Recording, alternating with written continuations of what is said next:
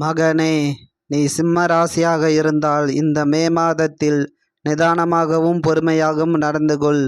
எந்த முடிவையும் அவசரப்பட்டு எடுக்காதே. உனது ராசி அதிபதியான சூரிய பகவான் தர்மஸ்தானத்தில் உச்சம் பெற்றாலும் ராசியில் உள்ள கேதுவால் வாழ்வில் விரக்தி ஏற்படும். 2ஆம் இடத்திற்குரிய புத பகவானால் வருமானம் சற்று குறைவாக இருக்கும். இருப்பினும் குடும்பத்தில் மகிழ்ச்சியான சூழல் ஏற்படுகிறது.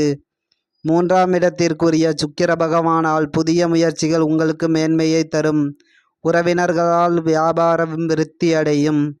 4ஆம் இடத்திற்குரிய செவ்வாய் பகவானால் பழைய வீட்டை பழுது பார்ப்பது அல்லது பழைய வாகனத்தை பழுது பார்ப்பது போன்ற செலவுகள் ஏற்படும். தாயின் மூலம் திடீர் பணவரவு ஏற்படுகிறது. 5ஆம் இடத்திற்குரிய குரு பகவானால் பூர்வீக சொத்து பத்துக்களில் இருந்து வந்த பிரச்சனைகள் நீடிக்கின்றன. நண்பர்களுக்குள் இருந்து வந்த பிரச்சனைகள் விலகி நண்பர்கள் மூலம் உதவிகள் கிடைக்கும். காதலித்து வரும் சிம்மராசிக்காரர்களுக்கு திருமணம் செய்வது பற்றி யோசிப்பார்கள்.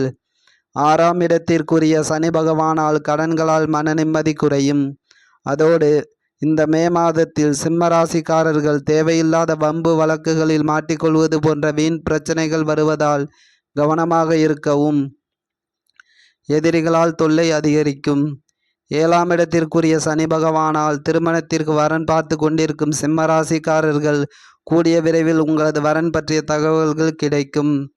9ஆம் இடத்திற்குரிய செவ்வாய் பகவானால் சிம்மராசிக்காரர்களின் தந்தைக்கு இந்த மாதத்தில் உடல்நிலை சரியில்லாமல் போவது அல்லது வாகன விபத்து ஏற்படுவது போன்ற சிறு சிறு மருத்துவ செலவுகள் ஏற்படும். 10ஆம் இடத்திற்குரிய சுக்கிர பகவானால் தொழிலில் முன்னேற்றம் ஏற்பட துவங்கும். வாடிக்கையாளர்களிடம் நல்ல நம்பிக்கையை சம்பாதிப்பீர்கள். வேலையில் உள்ளவர்களுக்கு இந்த மாதம் சீராக இருக்கும். 11ஆம் இடத்திற்குரிய புத பகவானால் இந்த மாதத்தில் லாபம் சற்று குறைவாக உள்ளதால் அதற்கேற்றவாறு செயல்படுவது நல்லது. தந்தைக்கு மருத்துவ செலவுகளும் மற்றும் வீண் வம்பு வழக்குகளும் வருவதால் கவனமாக இருக்கவும். இது உனது குருவின் வாக்காகும்.